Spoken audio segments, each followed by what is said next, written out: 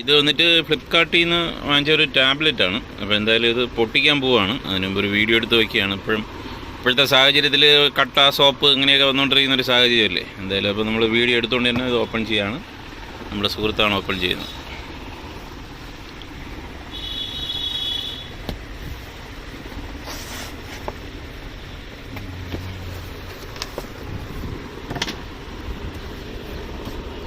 എന്തായാലും അകത്ത് അതിൻ്റെ ടാബ്ലറ്റിൻ്റെ തന്നെ കവറൊക്കെ കാണുന്നുണ്ട്. ഓക്കെ,